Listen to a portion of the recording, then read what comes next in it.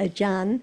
Trevor, we had a discussion about a few topics at lunchtime. Would you like to summarize anything that you find important or anything that you would find useful or would like to discuss further? I would like to discuss equanimity, and it wasn't mentioned by name really, but like it like just the understanding that feeling hardness, like, and just the phenomena of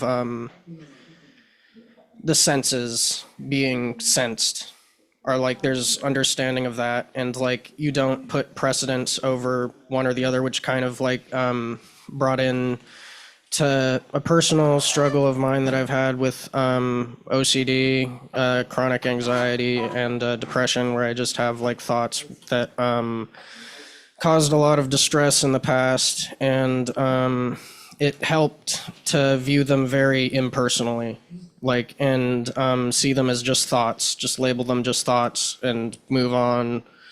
And I think it was really important for me to have this talk at lunch with Ajahn Suchin and friends, that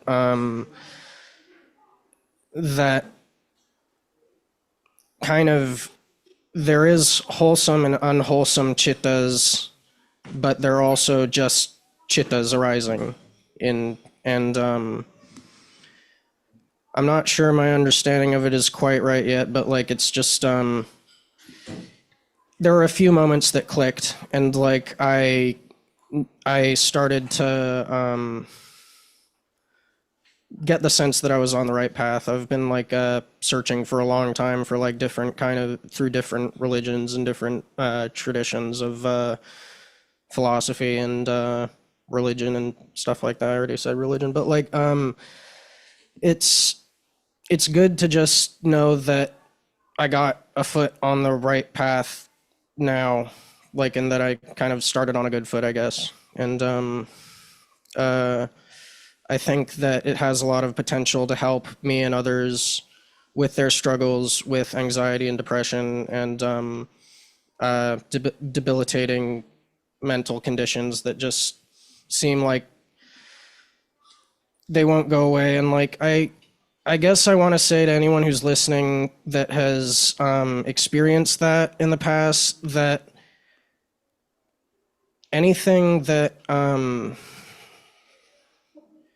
just anything that seems looming in your life, whether it's something that you think is going to crush you or save you, it's just things happening, and just there's something quiet in the middle of all of that, and like it's sort of worthwhile to go out to try and understand that. But yeah, that's all I wanted to say. Obsessive compulsive disorder. So thanks very much, Trevor, for those explanations. And I think it's great that you, in the short time you were able to have discussion over lunch, that you found things that were meaningful and useful, because the Dhamma is, according to the Buddha, deep and subtle and difficult to understand. Those were his words, as Ajahn mentioned this morning, in the first sutta that he gave after his enlightenment. And I'm glad that you're encouraged to continue. Just a word of caution, because the study of the Dhamma is not a cure for our unwholesome mental states, and not an immediate cure. So, of course, I think a lot of people have the conception that if they are studying the Dhamma, there'll be a lot more gosala in their life and much less agosala. And so people who have that expectation may be tempted to practice meditation, for example. But the Buddha didn't offer that kind of immediate outcome for an interest in the Dhamma. So it needs patience and time and a lot of consideration. Yes. Yeah.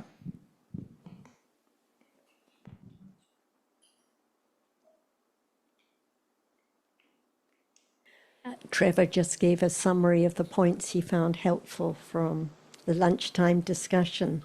And a couple of times Ajahn asked him, is there understanding? And he said, well, what do you mean? And so on. And then, is there understanding? And he said, a little. And I think she asked him, what about now? What is seen now? And he said, as most people would, a cup. And Ajahn's answer was, no understanding. So actually, the beginning of understanding is understanding that there's no understanding. So most of the day, most of the time, no understanding at all, and a lot of misunderstanding. But we discussed how whether it's understanding or no understanding, they're just different realities. So we talked about what are realities, what is touched now, what is seen now, what is heard now, because to understand more about what life is now and what is Dhamma now, there has to be the firmer and firmer understanding of what is real as opposed to what is imaginary or thought about. And when we think of seeing as something in the heart or something that quickly arises and falls away, it's not the understanding of seeing now. So getting closer and closer to the actual realities is the only way to understand there is no one here, no thing here, just different dhammas arising and falling away, all dukkha, all unsatisfactory, not worth clinging to. So no matter whether there's pleasant feeling or painful feeling, anxiety or calmness, understanding or no understanding, they're just dhammas. And as Robert pointed out, when there is understanding and awareness, it doesn't matter what the reality is that is known, whether it's good or bad or this or that, because they're all just different dhammas. And you asked about equanimity. So at the moment of understanding, is there any anxiety at the moment of understanding? What was brought up was that what was brought up was that understanding is painless, and that was really It cannot hurt. That was Yeah. Ajahn's comment, that That no was, yeah. matter what problems one may have in life, whatever difficulties, understanding can never hurt. It cannot harm at all. yeah. And that was very just reassuring to hear. Yeah. And at that moment of understanding, there is calmness, there is equanimity at that moment.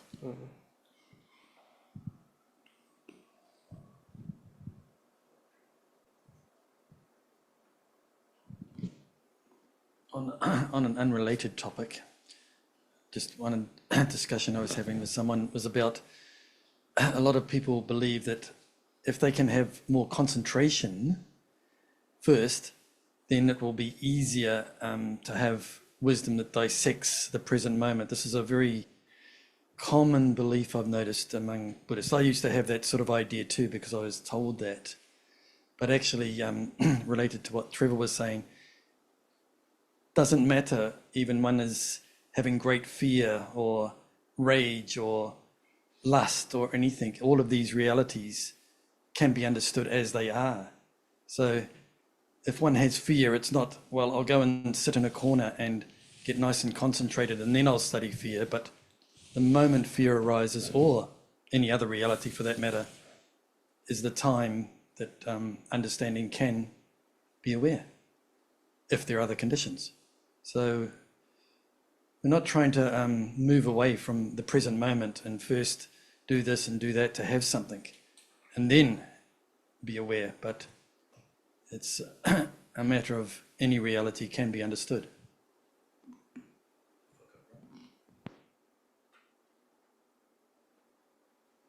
Who knows? When there's no understanding, we just talk about that we don't have any understanding at all. For example, concentration. What is it? Or whatever we talk about, what is it in truth? Yes. Yeah. It's a moment that's of the mind, just a chitta, right? Is there any understanding of the mind and the citta? There's an image of it. It's not quite there. See that, but we talk about it. Mm-hmm. That's why learn to understand the truth that in fact, in truth, we just talk about that we don't have any understanding at all. Yeah. For example, calmness, see? What is it? Sorry, Calmness. Calm. calmness. Like an absence of agitation. See, That's still thought, yeah. that's why we have to understand very firmly from the very beginning about one reality or the meaning of the truth, like Dhamma. See, Dhamma is not the word, it's the reality. But without any word, how can there be the understanding of what is meant? So when we use the term Dhamma, it's real. It's whatever is real at that very moment, At the present moment. the meaning of Dhamma. So it's hardness Dhamma. Hardness is. Is it jealousy Dhamma? Yes. Is it attachment Dhamma? Yes, attachment. And what do you mean by Dhamma? Dhamma, a reality. No one. Deeper than that. An impersonal reality that just is there. No one at all. No one at all. Because we have to understand deeper. Seeing is there. When there's no understanding, it is I see. But in truth, before seeing, there's no seeing, and where's the I? And as soon as seeing is there, it's I see. Right or wrong. Just consider what is there as it is. In life, from life to life, no understanding of what is there as it is at all. Each moment of seeing, hearing, smelling, tasting, touching. So can it be very soon to get rid of wrong understanding and experience the truth, which now arises and falls away, each one, not all together. It has to come gradually, I think is what. That's why learn to understand what's right and what's wrong, what is true and what is not true. It's a long process. Like it's a gradual, Everything. yeah. I think it would be gradual, like just a So- gradual kind of. That's a cat, see? A cat, A cat, yes, a dog, yes, a fish. yes. So it's seeing a cat. No, That's why that is the moment of understanding, seeing. It does not belong to anyone at all. okay. And when there's no conditions for it arising, it cannot arise at all. See, no one can make it arise. Begin to understand the reality, Dhamma. Only one Dhamma, not all together are Dhamma. But each one is Dhamma. At moment of seeing, is there feeling? No, See? But in truth, it's there. there is. Otherwise, when will there be pleasant feeling, unpleasant feeling, indifferent feeling, There's if some- it's not there at moment of experiencing an object? But it's not that which sees.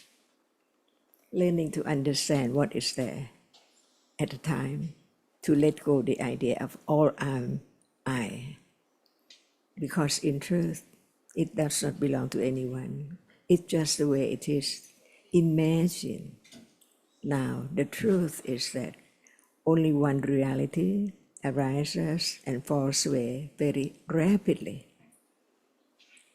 That's why the succession of that which arises and falls away so very quickly condition the shape and form instantly but in truth, many, many uncountable moments to know one dot, which is seen now as eyes, many dots, lips, and so on. Is that true? Beginning to understand what is meant by understanding. There needs to be memory and consistency. I Whatever think is real is a Dhamma, conditioned. So it's no understanding a Dhamma, no understanding is a Dhamma. avijja. We heard a lot. Avijja is, Avijja is yeah. there. And whenever there is avijja, no understanding, what is experienced must be something. And at that moment, it's the object of attachment instantly. No one. So no matter how much we understand, it conditions the letting go of the clinging to that as I or someone or something. Because in truth, whatever is there now appearing, gone instantly. That's why we learn to understand Dhamma, no one at all. Right understanding can penetrate the truth, but not from the very beginning. It has to develop firmer and firmer and firmer to condition moment of right understanding with awareness directly on an object. For example, be true to the truth. Is there any understanding directly of that which sees now? That which sees now, yeah. Now seeing, is there any moment of directly understand it directly at moment when it's there? Where is seeing? There's a little bit. It comes and goes So close now at the eyes. at the eyes, color. Is there any moment attend to the characteristic which is not that which appears because it's seen? And the seeing, even it arises in false way, no understanding of its nature, just only intellectual understanding. I see, yeah. That's all. But that cannot let go the very enormous wrong understanding of self. That's why it has to be the moment of understanding what is there as it is, little by little. The first round must be so firm. So without the first round, understanding the truth, that Dhamma is now, it's conditioned. No one can make it arise at all. And as soon as it's there, it's gone. At moment of seeing this, hearing, never be the same moment at all. So learn to understand until there can be moment of directly aware of the truth of a reality right now. It's the beginning to patipatti. Just attend to one characteristic with right understanding, direct awareness of seeing, hearing, touching. In every single moment, like it doesn't like really do to set aside time for it. You kind of just have to keep at it. Like, No time at yeah, all. I see. Different moment all the time, and never to return. In samsara, not just only today of this life. If I may, Trevor, is that your name? Yes.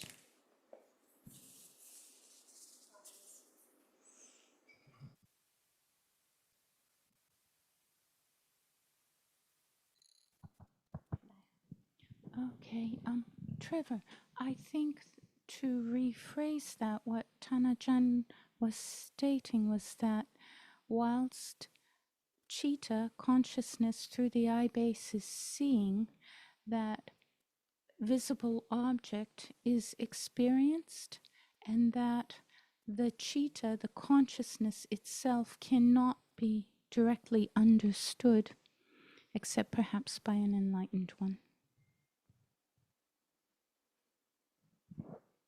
The moment of seeing, even the seeing itself cannot be directly known even by an enlightened one, because no panya arises with seeing, and seeing is not the object. The visible object is the object. At lunchtime, another friend who joined us talked about mindfulness all the time. But this shows no understanding, because at moments of seeing, there cannot be awareness, because only 7 Chaitasikas arise with seeing. At moments of ignorance or any akusala, there cannot be awareness at those moments. So awareness can only arise with wholesome citas. And when we're talking about the awareness of reality, it has to be the awareness with understanding. So the conventional ideas we have of what seeing is, what is seen, what awareness is not the understanding that the Buddha taught about, which makes up the path, which has to be the understanding of Dhamma. So this is why the very first point to emphasize is what is Dhamma, and to understand what is Dhamma, not our usual idea. Just before we continue, Chanti, if you can hear me at home, you've written a message to Trevor, but no one in the room can see it. Would you mind reading it out loud? I'm sure he'd be glad to hear it, if you don't mind just turning on your video for 2 seconds and reading it out yourself. Thank you. Okay, you got me. Hello, everyone. Thank you, Trevor, for your openness and very clear explanation of how your interest is in understanding of where it is. I mean, yes, there's nothing wrong with any I. There are only no form, no color, no purpose citas arising very, very momentarily. Their illusory aftermath is life, depression, falling into a pitfall of negative thinking, and all the rest of life. There's not an maybe inner place to get to. Nothing needs to be done. Just hearing is happening now with kusala conditions, in this Dhamma being heard as it was meant. I mean, meant by what the Buddha meant and what Sujin understands. Take care. Shanti from Holland. That's it. Chanti, it's good to hear the confidence in understanding the Dhamma, no matter what the ups and downs or difficulties there are in life. There's just Dhamma to be known anytime, any place. Yes, good. Yeah, and as you just said, I mean, it seems impossible that if consciousness is so short, then it's really arrogant to say, I've seen it, or I've heard it, or I know what it is. Yeah, that's what I just thought.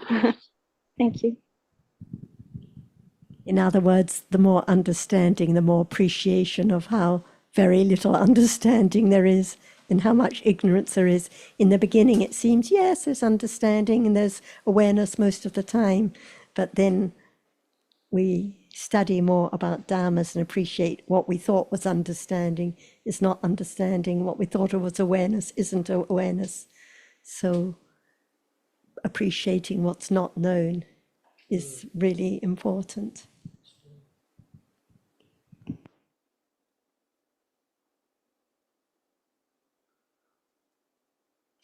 Your last opportunity to bring up anything with Ajahn. Anything you'd like to bring up, or anything you've heard that you have difficulty accepting? Not for now. There was a question, but it's gone. I come back to it if I remember. Sorry. Anything more on concentration and calm and jhana, which we touched on yesterday? Understanding what calm is. There's a lot I don't know about it, so for sure it's interesting to dive into that deeper. Yes. Because we discussed how many people may think they have developed concentration and may have experiences of jhana and so on. But if there's no understanding of what is calmness now, what is wholesome concentration, what is unwholesome concentration, then for sure the unwholesome concentration when focusing on an object, for example, is bound to be taken for wholesome concentration, or when there is attachment and everything seems so pleasant and tranquil, it so easily can be taken for calm. So But can't it be that there is a short moment of in a jhana, and after that directly there is greed or whatever? I'm not a jhana practitioner, so I do. It's just from hearing, etc. But can it be like just a moment of a high kusala, like jhana, and after that directly the clinging to, etc.? So how do we know whether it is just a fantasy or just another state of mind? only by questioning what the understanding is now, because if there's no understanding now of what calm is, or what is clinging now, or right concentration or wrong concentration now, then it is fantasy for sure. So it comes back to the understanding, even when we're talking about jhana. If someone talks about their experience of jhana, but no understanding of what is calmness. Maybe there is understanding, but not words for it. Do you know what I mean? Maybe because they have experienced it, there is a sort of understanding, but it's not the intellectual knowledge in the books or the understanding of. I'm not sure about that. Could a moment of high kusala come out of the blue without having been developed stage by stage? When it is accumulated, what we say yesterday, yes, there one moment there's no jhana, next moment there is jhana. So in a way, yes, but it has to be accumulated over probably eons, lifetimes. Right. So it would have to have been developed in order to occur. Yeah, but developed, can it be that it's, because here we say that we have to understand it on a cognitive level first. And so if we question the person and he cannot clearly explain what kusala is, what is akusala, then then for sure it's not, they have not reached the jhana. And I'm questioning that. I haven't actually said that, I don't think, but have you, because I think earlier you said that there could be jhana without the development of kusala. So I'm just, and there are people, you are familiar with people who claim to have attained jhana, but without developing kusala. That was their... That I don't know. I don't know what their state of kusala is. So, but on what basis do you understand that they have attained jhana then? Because they said so, and they I'm not defending them. I'm just wondering how it works, because I don't know. Because I have to keep. They're saying it, and they share their experiences. But it wouldn't be satisfactory really to just accept anyone's claim of an attainment, would it?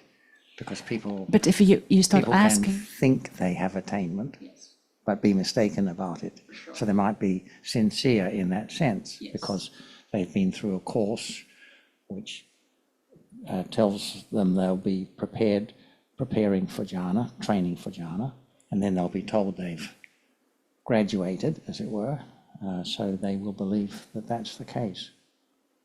And the test for them is whether or not they can block the sense door experiences. Yeah, but blocking is not, that's what we said yesterday, right? Did I understood correctly that blocking is not the thing? It's about understanding leads to... What they may believe, that because they have successfully develop the practice of blocking the sense doors, this means they've attained jhana. Yes.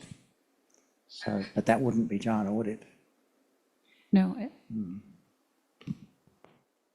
I think it's questionable today whether anyone has attained jhana. So if someone says they have, it doesn't mean anything to me at all because it's just their idea.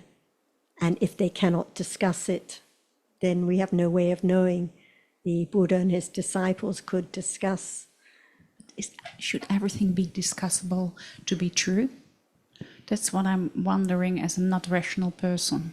So what the Buddha taught about was that you could know someone's morality by living with them, and you can know their concentration when there's danger, but you can only know their understanding by discussing at length and in detail with them. So if there's no discussion in detail, no idea at all. What I heard about other masters is that they, in a meeting of masters, they're observing each other and they see What does it mean to observe? Like to see their someone behavior.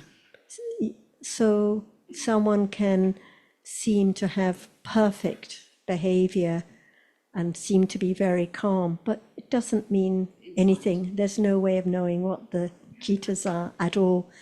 And some people who've never heard the Buddha's teachings may have a beautiful outer appearance. No jhanas.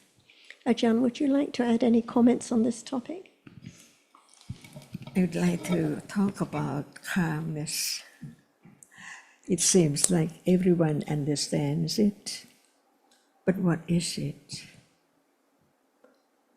Understanding knows what is it. Then there's no understanding. What is it?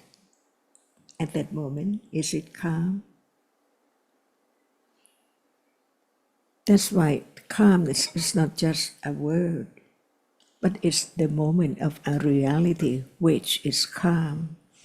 So at that moment, is it wholesome or unwholesome? Because I have to talk about kusala, but we have to understand the meaning of kusala and the reality of kusala as well, not just the word, it means kusala. So what is calm? So it is kusala.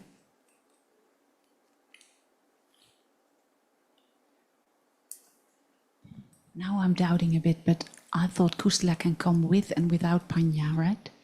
Kusala can be in a moment when Yes, Sopana Cetasika arises. Yeah. Yeah. Can calm be a kusala?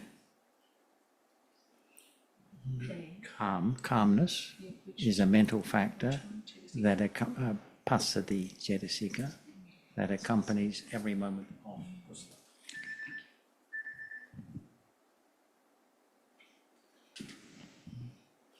Can it appear, that cetasika? Yes. No. Oh, it can arise, but it cannot appear. Sorry. Yeah.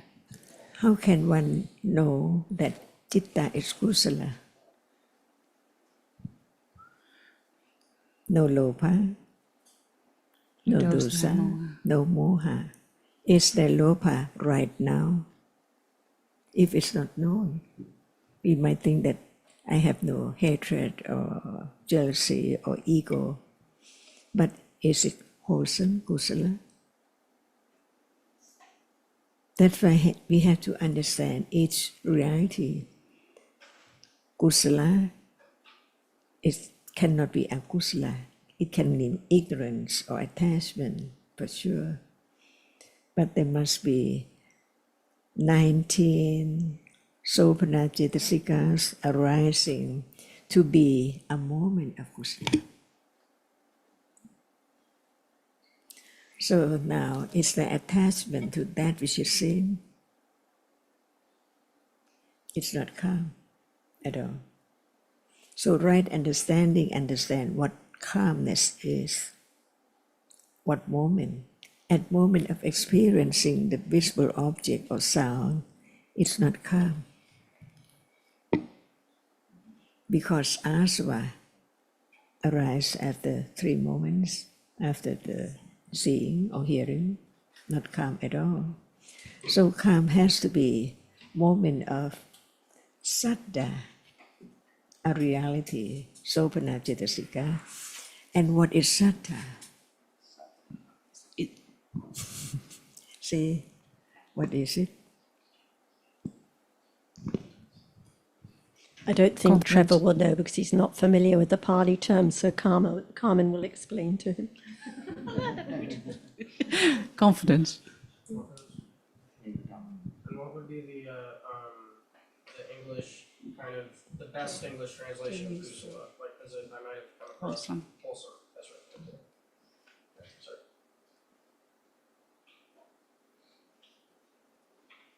So in a day, does anyone experience saddha or understand that saddha is there?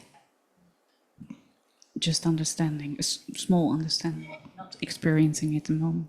Just begin to understand what is saddha.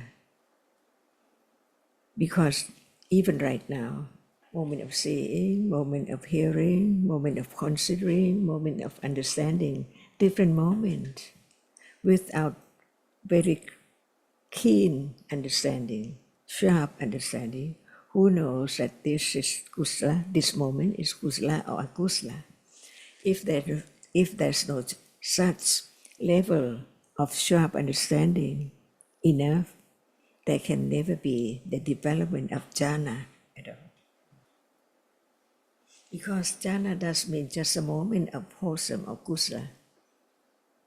Because at moment of giving away, there is sattha, clean and pure, never be dirty like akusala is there. Clean up the cetasikas and what is there. With sati and other wholesome moments, wholesome cetasikas. That's why now we are talking about citta. Can it be known? Because it's there right now, seeing. Only panya at that level, not just intellectual understanding only. No matter it is the understanding of the truth or the development of calmness to be calm away from akusala, it has to be panya, which understand that very moment clearly, that it's not moment of attached to that which is seen. That's why moments of experience is the sensuous object. When it's not kusala, it's not calm at all. And no one can have kusala moment at will. It depends on understanding. No matter it understand that with what kind of cetasika, anger or attachment, or overwhelmed with that clinging very much to that object, nidvarana, kamachanda, nivarana is there, hinders the understanding of the truth. That's why we have to study each cetasika as it's not self, as it is very close, very subtle to the other cetasika. For example, calmness, see? What cetasika? Pasadi. See? I don't know the Pali word, sorry. It doesn't matter because no one should think about it. But there can be the understanding very roughly that what is what at that moment. That's why the moment of begin to develop calmness, because seeing the danger of clinging to the sensuous object in a day, every day, more and more and more. So how can it be eradicated? Ignorance and attachment to that object. But before hearing the teachings of the truth from the words of the enlightenment, no way to understand the nature of what is there now as it is, not self. But can I ask something? Because should we have a clear understanding in the way that we can discuss kusala, before we have a kusala moment. Because let's say there's lifetime after lifetime after lifetime, a person has accumulated a lot of kusala, comes into a new life, have no understanding about Buddhism. Can that person experience kusala moments? Without any understanding. There, but not. Yeah, there is some understanding because it's accumulated. There are many levels of understanding. So there must be understanding of what is unwholesome, like no understanding, ignorance, avijja. Is it better to understand or just have the ignorance on and on and on without any understanding in what is there in life at all? Life to life, on and on and on. The example Trevor gave earlier about when Ajahn said, is there understanding? And he said, yes, I'm understanding. And then Ajahn asked, what is understood, and so on. And so actually, it was ignorance that was taken for understanding. Or if someone seems very peaceful and has a gentle smile on their face, and someone else says, oh, so much calmness. What about the attachment, the clinging with pleasant feeling? How does one know whether it's clinging with pleasant feeling or calmness at this moment if there is no understanding, no wise reflection on the truth about the reality? Because most of the time, that pleasant feeling, like when walking quietly through the forest or sitting very relaxed, it's taken for calmness, but it's not calmness. It's not kusala citta, because it's Yes. subtle attachment. They both arise with pleasant feeling. But my point is more like, can people, without, because they have accumulated in years, into years, life, whatever, so they are coming a new life, and can they attain jhana because they have accumulated it without having the cognitive discussion about what is kusala? So can people have an understanding without the discussions we have here? Do you understand what I mean? Skipping all the discussions at the foundation and just letting the jhana arise. I'll let Trevor answer first. I think Ajahn was going to. I think I know what's being got at, like, and I don't think it's so much saying that jhanas are like not really to be focused on, is more what's meant by like it doesn't matter than like it doesn't matter, period. Like it's kind of like people can have it, like, but it always comes with like strict training in like and like in understanding, or basically understanding comes first, is what I thought I was getting it was being gotten at. And that I'm discussing. yeah. And if the understanding must be like that, we can talk, that I can win a discussion, you know, or, and I'm not discussing that I have reached anything, so don't get course, me yeah. there. I'm just wondering, because there is a big world of people that attain jhana, so I'm wondering, how does that exactly work? And is it possible that someone, without having a discussion and understanding of what is kusala, has attained a jhana? So in the suttas, there's a lot of description about people in the time of the Buddha, starting from before his enlightenment, who attained jhana. And it is explained in some of the texts, the procedure by which that was attained. And it usually involves going through a training with a person who is the mentor of the trainee. And there's it describes the factors that are favorable for development of jhana and those that are unfavorable for the development of jhana. So there's a lot of detail about that, and it would appear from that it is necessary and we, from our own experience in this life, we can say that it would not be possible for us to develop kusala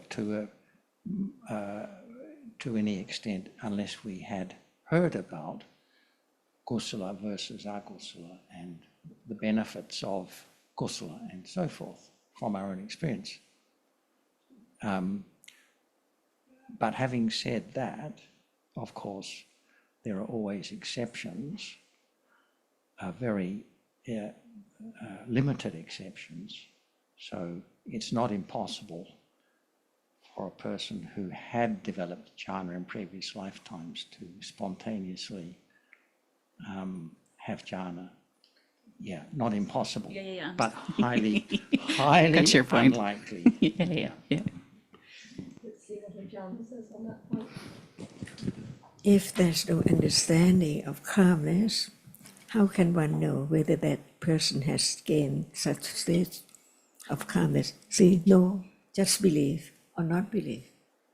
But the truth is that calmness is not just the moment of giving away as dana and sila and so on. It's much more than that. So the person who sees the danger of attachment to the sensuous object on and on and on knows the way to not be a kusala at moment of experiencing the sensuous object. Otherwise, no way to get away from such moment. That's why there must be the understanding of what is calmness. It's not pleasant feeling. It's not the indifferent feeling. Because even right now, it can be moment of pleasant feeling or indifferent feeling, which is not calm. So at moment of seeing, it's not calm if there is no right understanding. But right understanding at level of jhana or samatha bhavana is different from moment of understanding the nature of that, which is the development of vipassana bhavana. That's why two different moments, different level of understanding. So what is better? Because at moment of calmness, there's no understanding of the truth at all. But at moment of seeing, it can be moment of understanding, developing little by little to realize the truth, experiencing, not just the word, seeing sees. That's not enough at all. That's why understanding the difference between samatha bhavana and vipassana bhavana, and those who do not have firm understanding of the truth, try to the easy way. They think that it's easy because no understanding that even samatha is not easy at all. And the key word is bhavana. Bhavana means the development of understanding. So there cannot be any development of samatha, which can lead eventually to the attainment of jhana without understanding, just as there cannot be any development of the understanding of realities, vipassana understanding and so on, without right understanding from the beginning.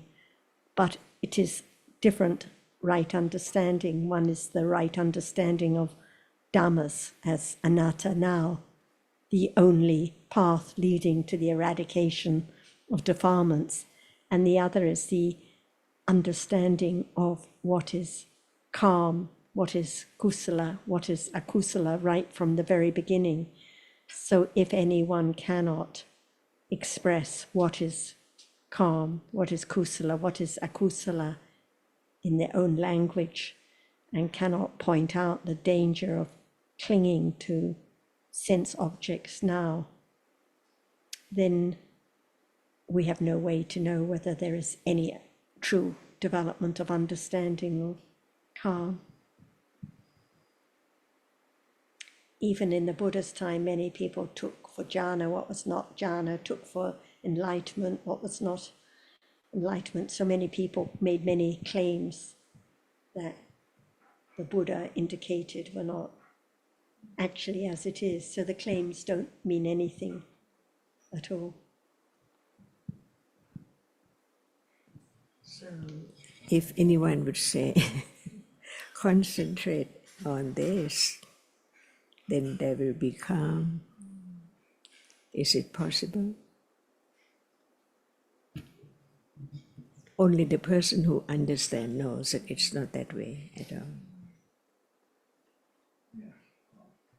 I think it's quite clear that concentration on an object is not a condition for the arising of kusala. Because where is the kusala in just concentration? And at that moment of concentrating on the breath or the abdomen or on a kasina or on any object, no calm at that moment of selecting an object to concentrate on, wishing to be calm. So even if they don't discuss about dharmas, but they encourage their students to focus on an object in order to develop calm, it's not the right way.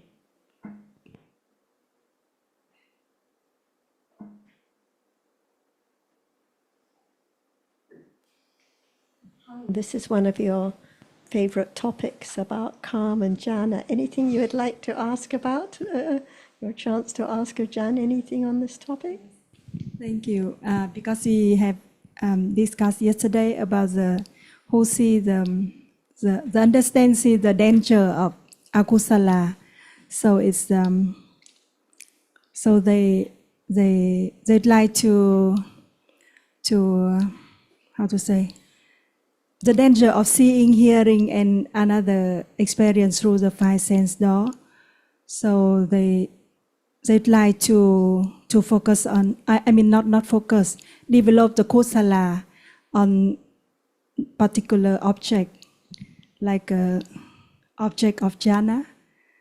Suggest is I think what Ajahn said was that they see that the sense door experiences are a condition for akusala. akusala.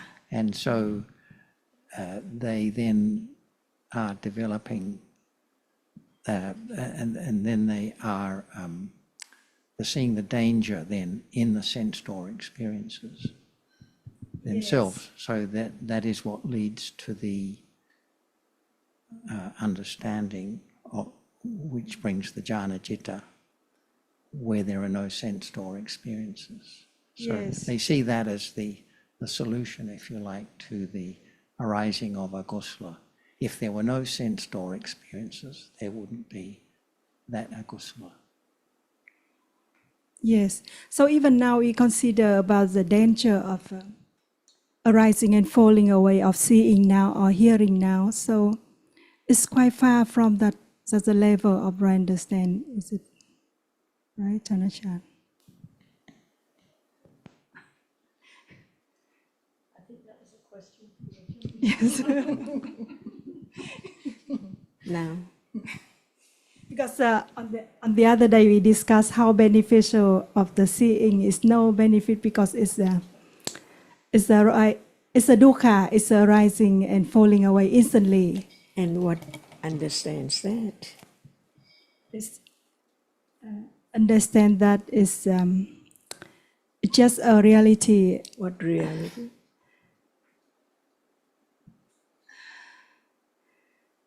It's conditioned reality. All are conditioned. Yes, it's a vipaka. It's Talk away from the point to many objects. I think what you're getting at is our discussions on the reality of seeing. Yeah. But in the development of samatha, it's not about the reality itself. It's all, the object is a Yeah, concept. but if we just say just about one word, samatha, what is it?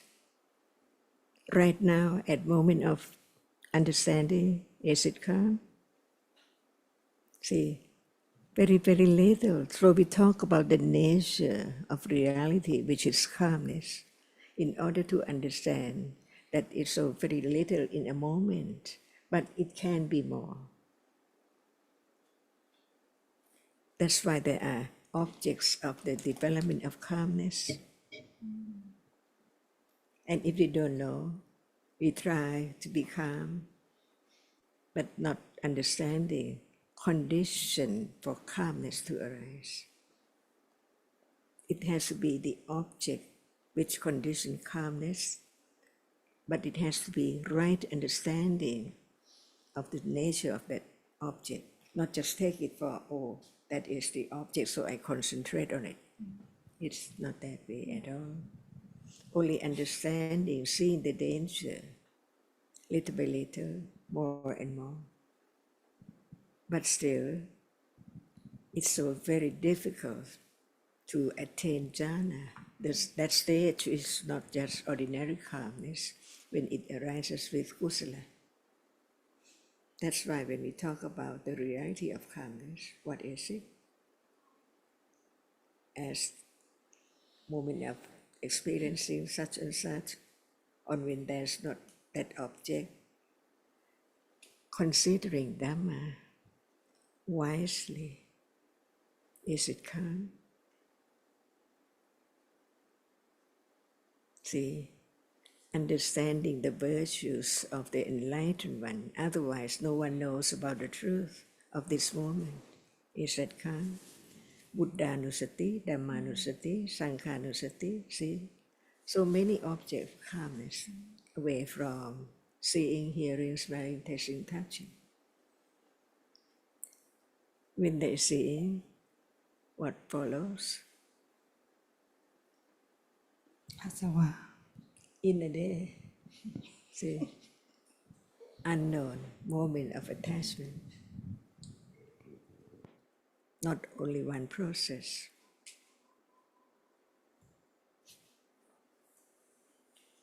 That's why we learn about the truth of each reality to understand that they are conditioned, not at anyone's will.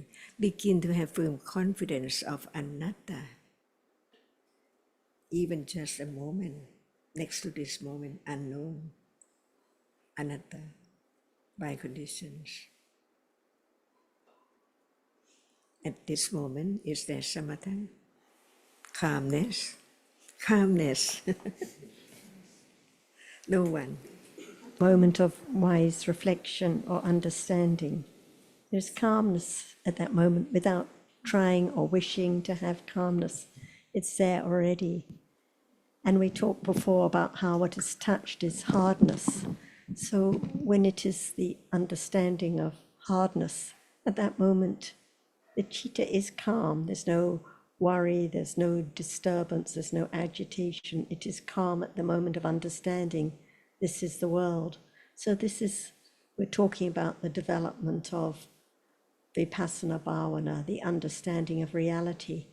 But there can also be in a day reflection about, we find what is hard so important. People dream about gold tablecloths, they steal gold tablecloths, they have wars over possessions and money and all these things that people find so important. And yet it's just hardness, just earth element of no significance. So even reflecting wisely about earth element that is so unimportant can be conditioned for calmness, but not by I trying or wishing to have calmness, but that calmness can be developed, that is samatha bhavana.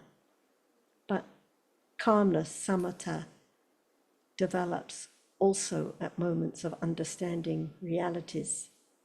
And this is far more precious because it is the calmness that is developed together with the understanding of realities.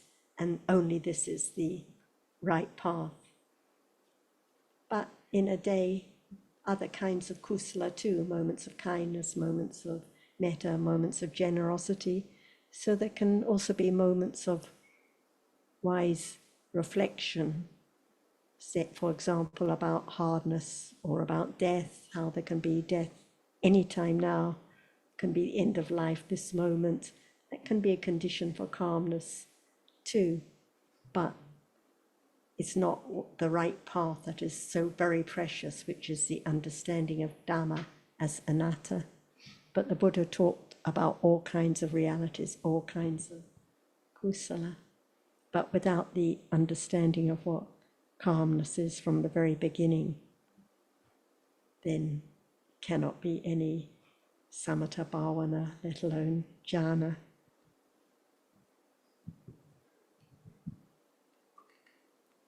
So, if I have been following correctly, the process is that of like breaking down abstractions, kind of, that you have over what actually exists, like over sense and sense doors, their objects, and the sensing themselves that like are there with no eye.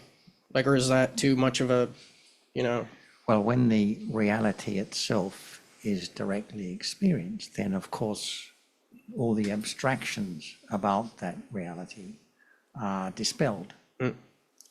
So rather than think of it as breaking down the abstractions, because that could lead one to trying to rethink one's idea about reality, then it'll just be replacing one abstraction with another. Yeah. However, discussing the qualities, the characteristics of the different realities, as we do here, can be useful, because without hearing about the different realities and understanding a little bit about their characteristic and so forth,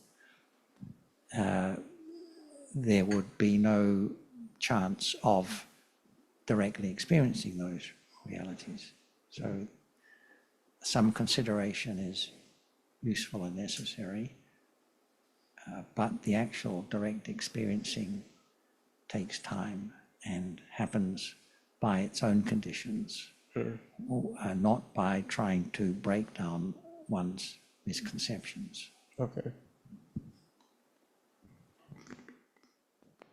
Just remember, it's all about understanding, not doing anything, not trying to change one's ideas, not trying to break down anything.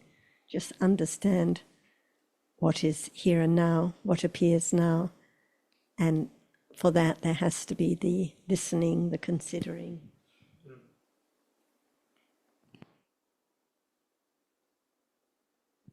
A little more confidence of Dhamma.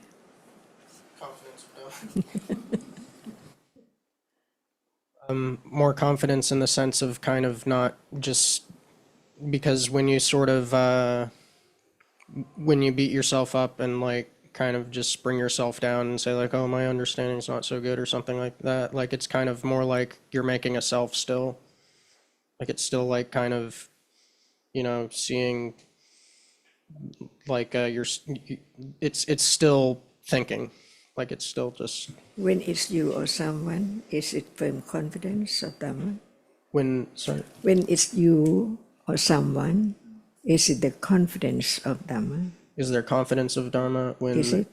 No, there's no confidence. There's just you or someone, right? Right, it has to be only at moment of understanding, only firm, a little firmer confidence of the truth of Dhamma. I would, oh, sorry. No, I was just going to say briefly, I think what you were saying a minute earlier was confidence that in the sort of conditioned nature of things, rather than beating yourself up trying to achieve a result. I see. Yeah, so would have to be confidence, some confidence, having like discussed it just this little bit, that the development of understanding and different kinds of kusala, for example, only happen by the right conditions and can't be made to happen. And yes, so that's confidence in the conditioned nature of things. Gotcha. Yeah. So as soon as it's about me, Yeah, like you can no just understanding, no confidence. understanding. I was wondering how to carry on this understanding just in daily life. Not very like, confident. Like, just one can hear the teachings and reflect on them later and meditate and do all these things, but like, is there any way to kind of keep the understanding in mind and like keep it just there? No way at all, Okay. as long as it is I looking for ways. Gotcha. Keeping it in mind. So it's still I looking for a way, I see. not just understanding. Gotcha. Starting to make sense. How can there be way when it's I? Taught there is a right way and a wrong way. So the wrong way is I understanding, I thinking, I making an effort, I being aware, all about I. And the right way is just understanding what is appearing now, being aware of what appears. Right effort at those moments of understanding, not I doing anything, but so quickly. Ears off. Yes, the Buddha did explain that there can't be the development of understanding on one's own. One can never figure it all out by oneself. It has to be through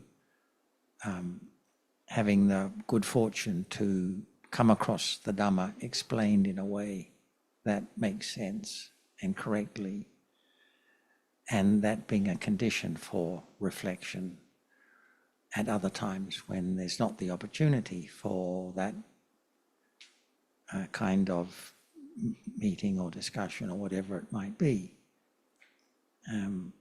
And for all of us,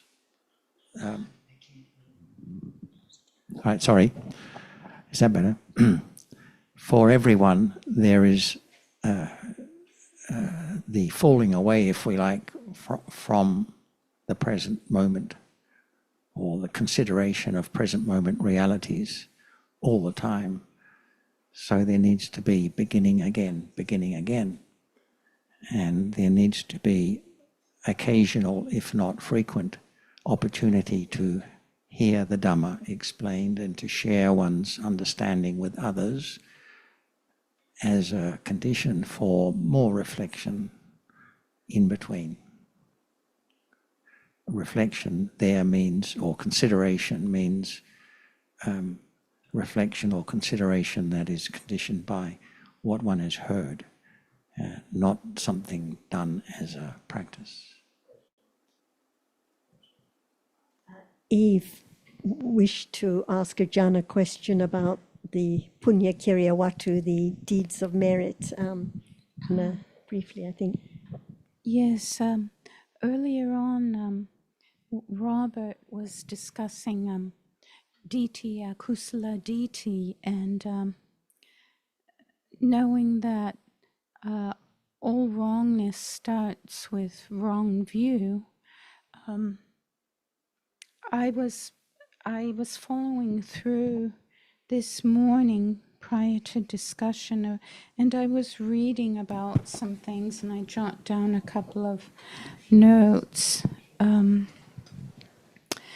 about the Panya Kirya Vatu, correcting of akusala diti, correcting a wrong view, and along with that, there's the bhavana, the development, and dana and sila, and so it's a long ways away, and the way to develop this precious quality. I had a brief chat with Sarah and how it comes down to panya and understanding in the moment, but it's just so far away, this sort of bhavana, this development, correcting a wrong view, but it is something that is of interest. I was reading in the 10 Perfections about virya and also support conditions for this, and there are a couple of things that came up around that, about prompted and unprompted and about the, I don't know how to loosely translate it, but the Samapadana, the four supreme efforts of the restraining or keeping at bay, if you will, of akusala dhammas from arising, and the restraining, the closing off to the arising of akusala, and then the maintaining of kusala and the developing of kusala. And it's certainly inspiring literature. But there has to be a beginning somewhere along the way.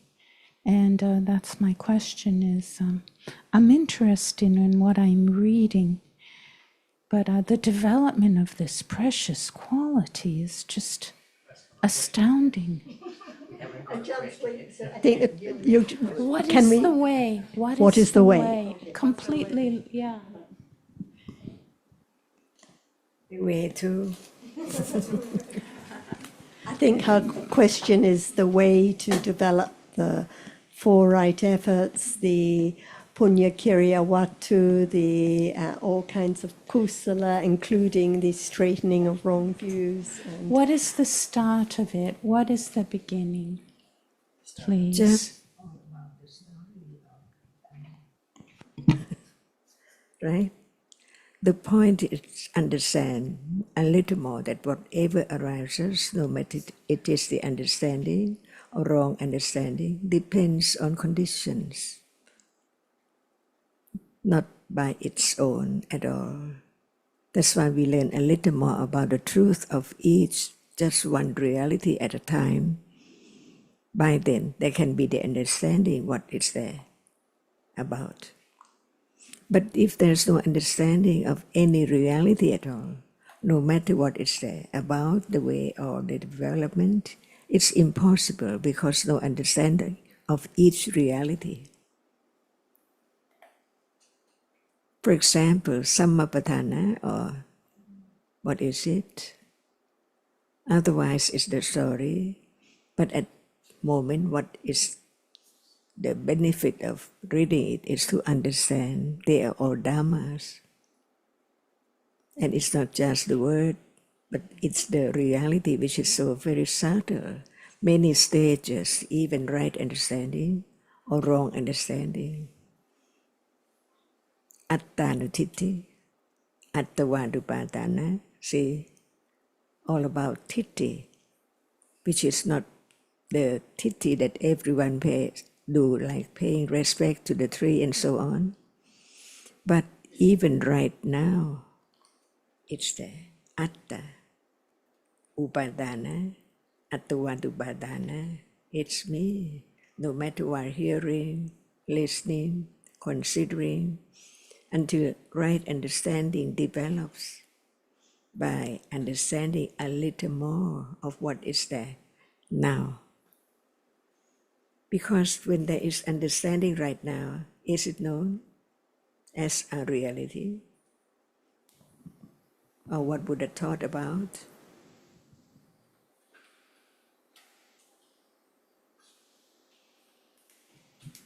When there's understanding, Panya knows. for example, effort, talking about the four right efforts. So now, effort, there is effort at each moment of kusala and akusala.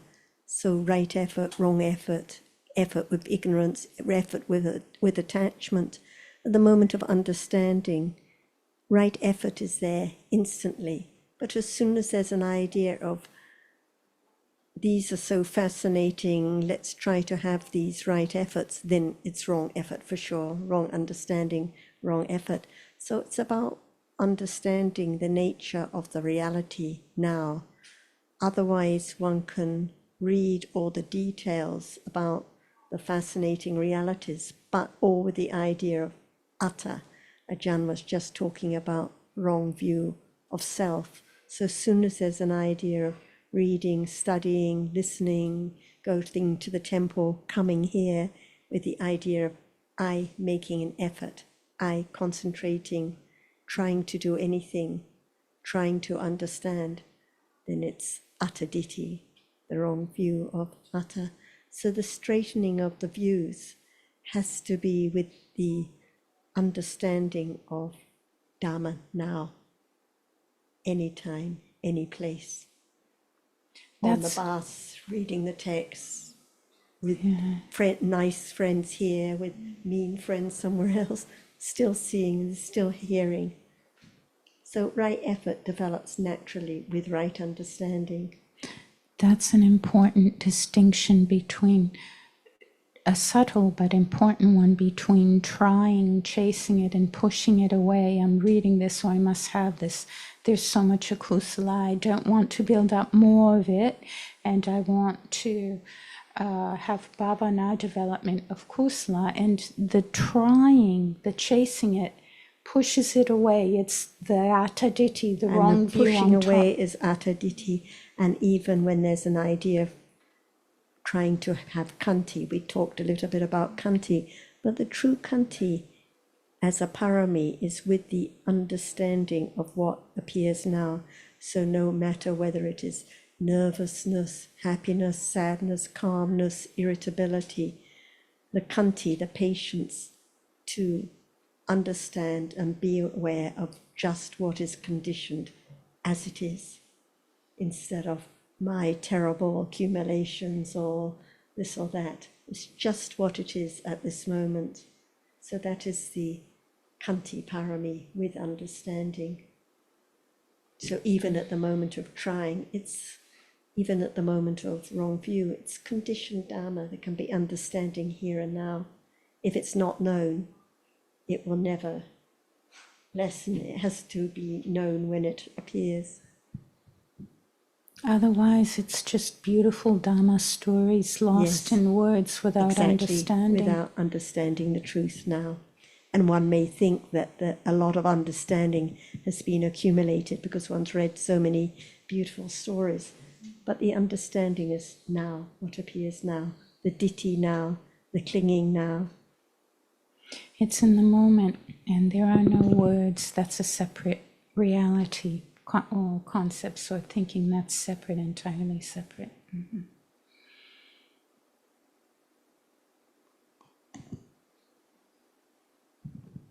Does anyone else have any last question? Any of the Nepalese have a question they would like to ask? Because otherwise we'll be finishing very shortly. Anything you would like to ask?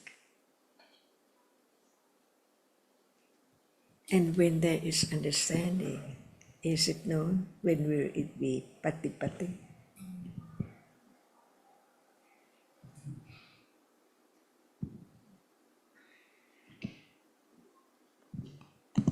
Cannot know If the it's future. known, it's not anatta. Cannot know the future. Only in the moment, and Panya knows. That's the way to let go, clinging to the I and the result.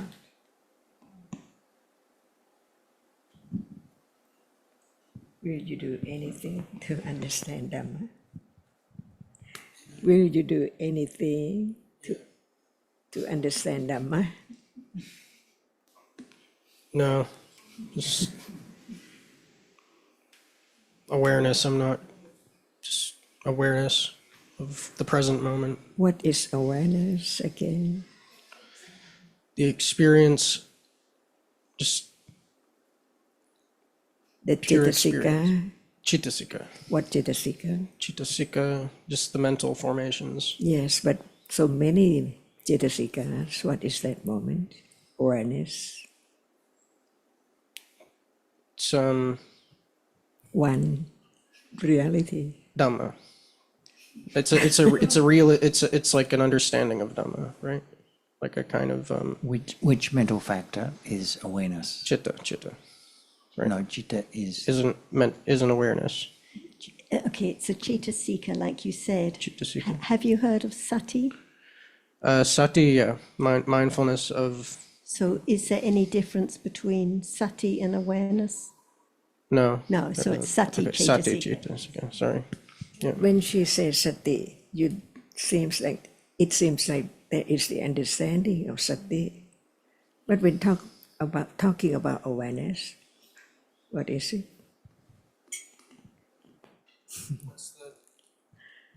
What's the name for What is awareness? awareness? How do I put it? Just Means that there's no understanding the reality, which is sati. There's only the remembrance of the meaning of the word. Can it be known? Sati, which is awareness. sati can be known. Patipati, can it be known? Yes. When? When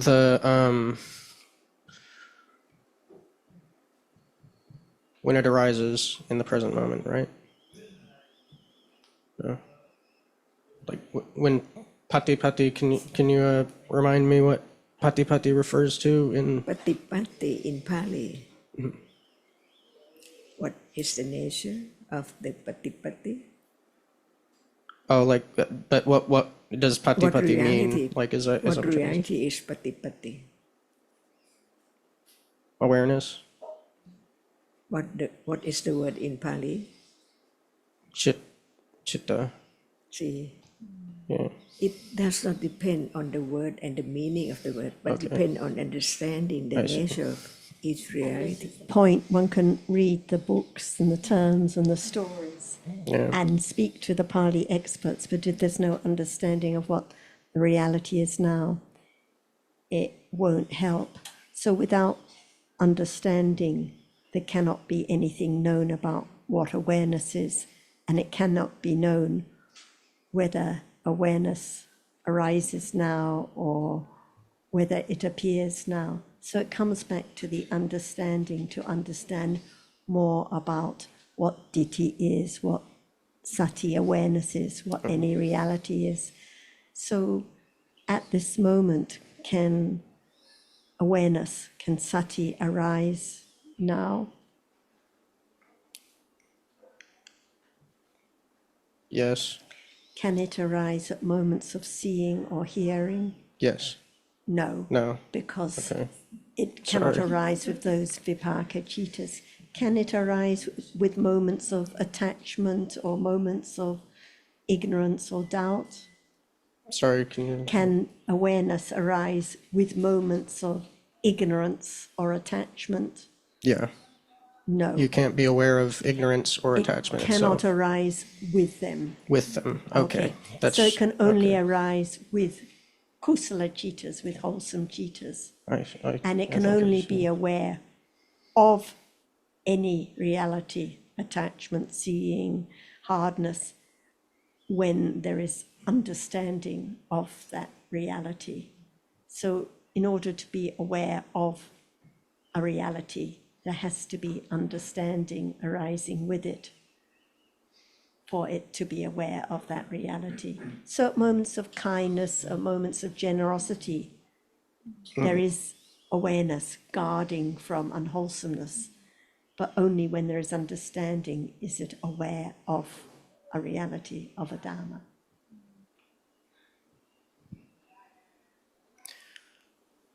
I'm not sure I get it yet. But That's good. yeah. Very good. I think you have the basics as we've talked about them. It's difficult when all the vocabulary is new, Yeah. the Pali terms and so forth. But just basically, when we talk, when in the Dhamma, when it talks about awareness, mindfulness, it's awareness and understanding. Awareness and understanding, both mental factors are being referred to. So, and there can only be awareness of the citta, the moment of consciousness that is accompanied by awareness and understanding, understands something else, not itself. So there can be awareness and understanding of, for example, seeing consciousness that has already arisen and fallen away. But it's another reality that is the object of the awareness and understanding. So that's the basic principle. Okay.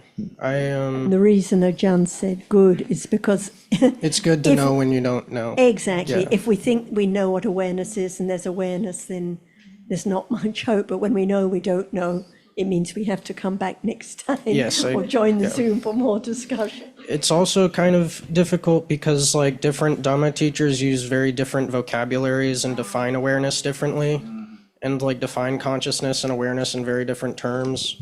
And like even use even the in Pali. Thai language, Yeah. they use sati as a completely Or different they way. just understand the word of Pali, the Pali word meaning something completely different than like what's meant here. And like I guess it's just difficult to sort of like get a foothold. But I'll come back.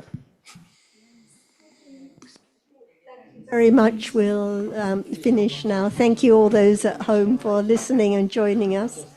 And we'll see you back for the regular Zooms from Saturday. Bye-bye for now. Thank you for a very good Very discussion. much. Very good, very good. Bye. Anumadana. Thank you, Sujin. Final comment. Ultimately, you talk about different teachers and different